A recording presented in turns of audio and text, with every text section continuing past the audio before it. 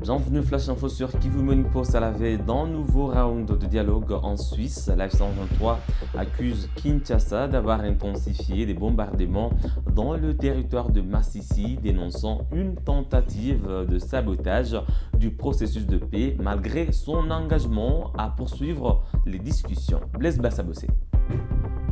Dans une déclaration publiée sur son compte X, le porte-parole du mouvement, Laurence Kanyuka, affirme que les forces coalisées du gouvernement ont intensifié depuis mercredi leurs frappes sur Nyabiondo, Gahira et leurs environs dans une zone qu'il décrit comme densement peuplée.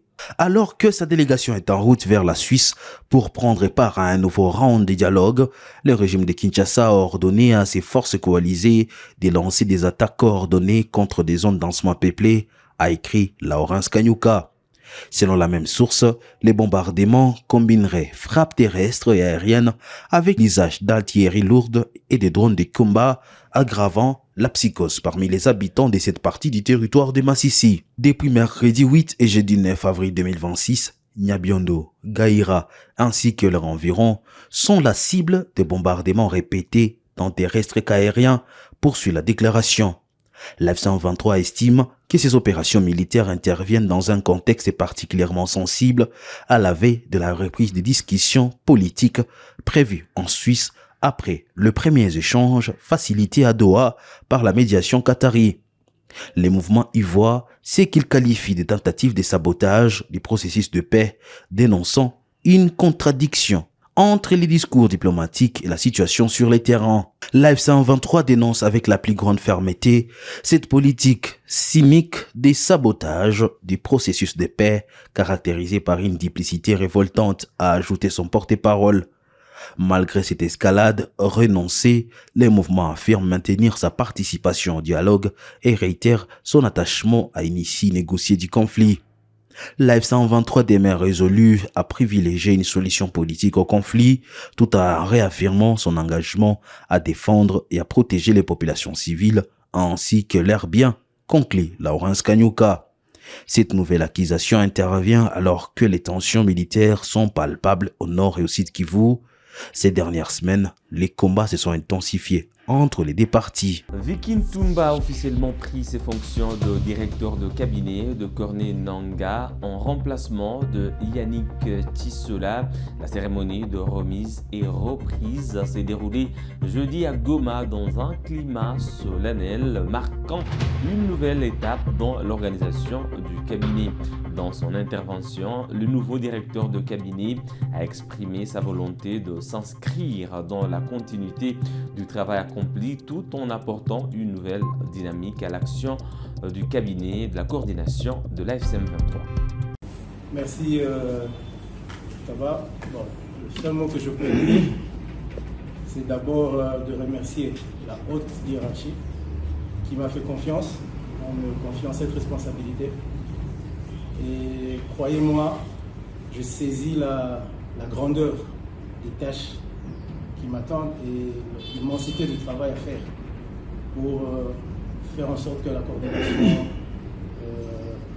brille et soit vraiment appréciée par rapport au service que nous sommes appelés à rendre pour le bénéfice de la zone libérée que nous occupons et que nous gérons.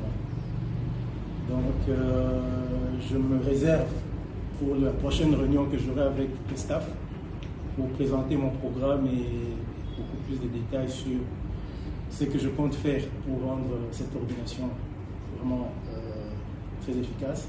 Mais je ne peux pas conclure sans remercier le DIRCAP sortant, qui m'a bien accueilli quand je suis arrivé ici et qui a été un exemple en fait. C'est parmi les premiers qui ont pris la décision pendant que personne ne pensait encore à prendre tous les risques et à abandonner tout ce qu'ils avaient comme responsabilité pour venir rejoindre cette lutte-là. Ce qu'il a apprécié et il a donné de sa personne pendant toute la durée qu'a duré son mandat. Mais comme il l'a bien expliqué, le mandat c'est périodique. Après, il faut passer à autre chose. Je suppose qu'il est toujours avec nous et il restera toujours avec nous. Je peux que lui souhaiter bonne chance pour les futures fonctions qu'il aura occupées et pour les responsabilités qu'il aura assumées plus tard. Il pourra toujours compter sur ma personne, tout comme moi aussi j'espère et je suis sûr que je pourrais compter sur son expérience dans la gestion de la coordination. Et de temps en temps, je pourrais faire appel à lui, sans hésiter. Merci beaucoup. De son côté, Yannick Tissola a salué une transition ordonnée, affirmant laisser une structure organisée et fonctionnelle avec l'ensemble des dossiers administratifs et financiers et opérationnels transmis à son successeur. La pointe du cabinet politique de la coordination politique. La cérémonie de ce jour consacre un principe fondamental de toute institution organisée, celui de la continuité de l'État et du service. J'ai assumé les fonctions de directeur de cabinet dans un contexte particulier, marqué à la fois par des défis structurels, des contraintes opérationnelles, mais aussi par des exigences politiques et institutionnelles élevées. Durant mon passage, je me suis attaché avec les moyens disponibles à assurer le fonctionnement du cabinet, à structurer les méthodes de travail et à faire avancer les dossiers prioritaires dans le respect des orientations reçues. À ce jour, l'ensemble des dossiers, des engagements ainsi que les réalités administratives, financières et opérationnelles du cabinet ont été consignés et présentés avec clarté et responsabilité dans le procès verbal de remise et reprise. Je tiens à souligner que certains des dossiers nécessiteront une attention particulière en raison de leur sensibilité ou de leur niveau d'engagement. Ils ont été identifiés en toute transparence afin de garantir une prise de relais efficace et sans rupture. Monsieur le directeur de cabinet entrant, cher Vicky, vous prenez aujourd'hui la responsabilité d'un instrument stratégique au cœur de l'action institutionnelle. Je vous souhaite lucidité, fermeté et discernement dans l'exercice de vos fonctions. Je reste convaincu que la solidité d'une institution ne repose pas sur les personnes, mais sur la capacité de celle-ci à assurer avec responsabilité la continuité et la stabilité de l'action. Pour ma part, je quitte ces fonctions avec le sens du devoir accompli, sans prétention excessive, mais avec la conscience d'avoir servi avec loyauté et engagement. Je demeure attaché aux valeurs de responsabilité, de vérité et de service qui doivent guider chacun de nous au-delà des fonctions que nous occupons. Je vous remercie.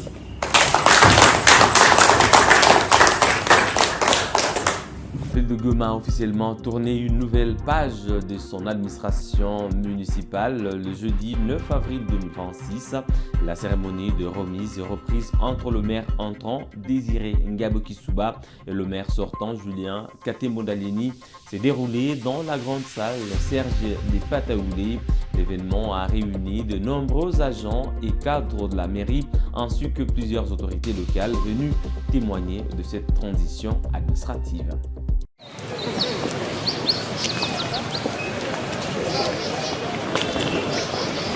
La cérémonie de remise et reprise entre le maire entrant de la ville de Goma Désiré Ngabokisuba et le maire sortant Julien Katemodalieni s'est tenue ce jeudi 9 avril 2026 dans la grande salle Serge Pantoul en présence de nombreux agents et cadres de la mairie ainsi que les autorités locales. La passation des pouvoirs a été présidée par Rémi Seguiobe Bahati, directeur de cabinet adjoint du gouverneur de province.